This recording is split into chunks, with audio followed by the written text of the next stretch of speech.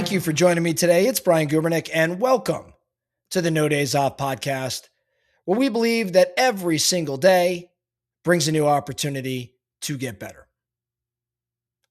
I got a text just the other morning that I think other people might be curious to ask and might be interested in hearing my response. The question was, or I'm sorry, the text read, "Hey, this is probably a dumb question," which it was not, but hey, probably a dumb question. But do you think that you getting up so early and going to the gym plays a huge role in your success? So the text was, do you think that you getting up early and you going to the gym is what's playing a role in your success? First and foremost, thank you to the sender for calling me successful. I try hard, right? And I think I have some wins and some losses. Fortunately, I've had a few more W's than L's. And so yeah, there's been some success there, but thank you for the recognition. I appreciate it. Back to the question, though, I think it's a really fair one, and it deserves a real answer, not like a Instagram reel sort of answer. So I want to be kind of direct about this. The short answer is no. Getting up early and going to the gym does not play a role in the success. Short answer, no. The gym is not the reason. The gym, however, is evidence of what I believe actually does lead to success. Let me explain. If I've personally had more success than some other people, it is not because I wake up early or because I work out. Yeah, they're contributing factors, I guess, but they're not the drivers for the success. The success has to do with the structure and the discipline and the routine that are built into almost everything I do. So the early gym session or the early run, they're just part of the equation. What matters more is this. There's very little guessing that goes on in my typical day. I would guess that 3/4 of my days follow almost the same exact schedule. And it's not because I lack flexibility. It's because I really value predictability. Because what I've found is that predictability reduces friction, and friction is what drains me. It's what drains my batteries. I think it's what drains most people. So let me make this a little bit more concrete. Most days I'm going to wake up at the same time. When I wake up, I'm going to go drink the same thing that I drink every morning. We've talked about it here at No Days Off, that, salt, electrolyte, water, things of that nature. I'm going to walk for a mile, usually with the dog, and I'm going to follow the same route. Then I'm going to work out, and then I'm going to do my other morning stuff like the cold plunge that we've talked about and the red light and the longevity stuff that I'm all into. And then I'm going to start my day. My calendar is pretty heavily blocked, and my weeks have all sorts of rituals that are baked into them.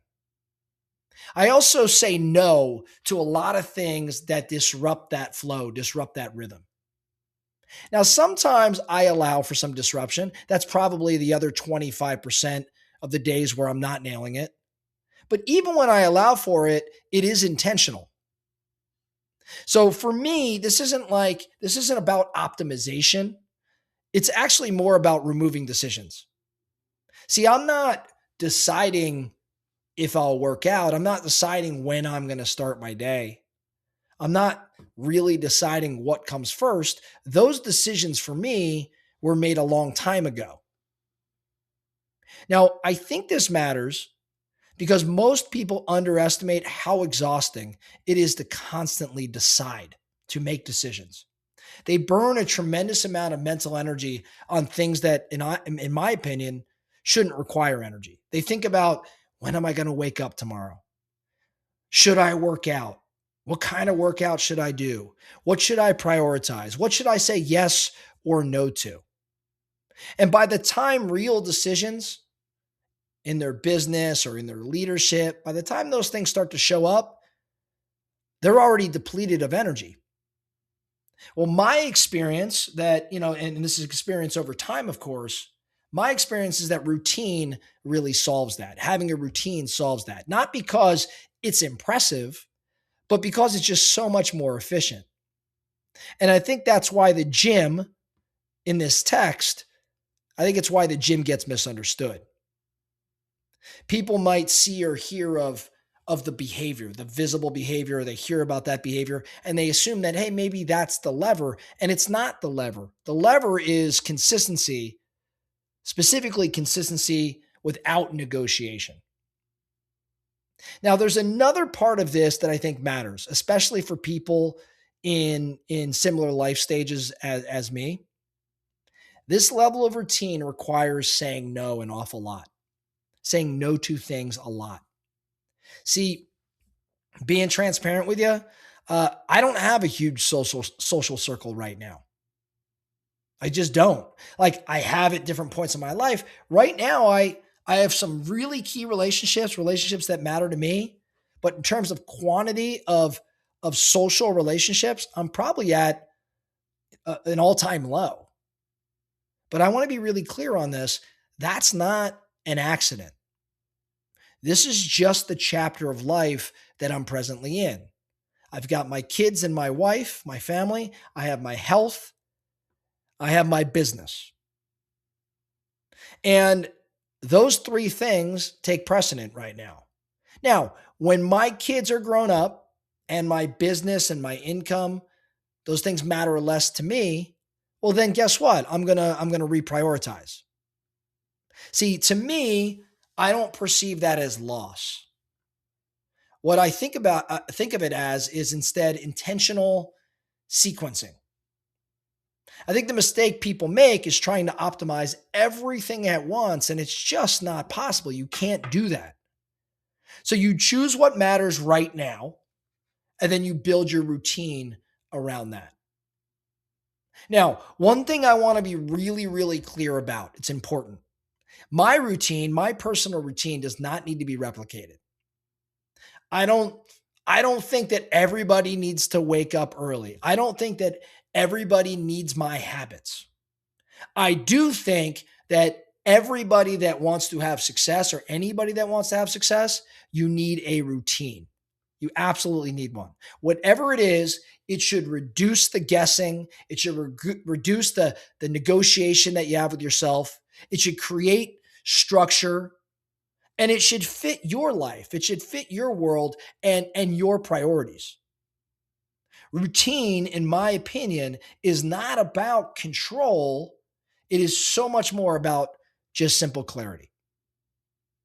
So, my action items for you as you leave this podcast today, I want you to look at your day and I want you to identify where you're guessing unnecessarily. Where are you guessing? Where are you making decisions unnecessarily? Your wake up time, your workout time, your lead generation time, your planning time, whatever it may be.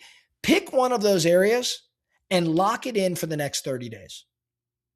So instead of thinking about what's my day look like tomorrow, I guess I can wake up at 7:30 or I'm busier, so I got to wake up at 6. Just pick a time.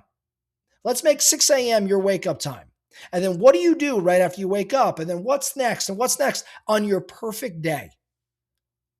So action one, pick one of those areas, just one, and lock it in. Action item number 2, I want you to pay attention to how often you're negotiating with yourself.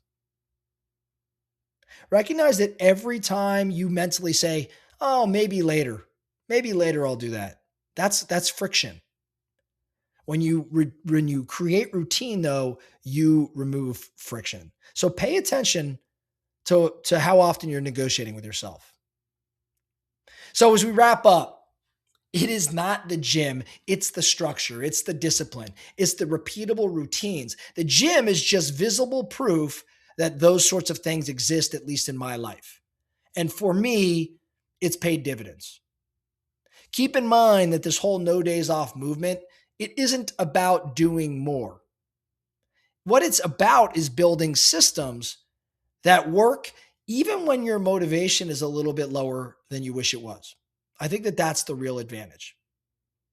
That's all I have for you today, the No Days Off podcast. Thank you so much for listening. And remember, every single day brings a new opportunity to get better. So let's get after it.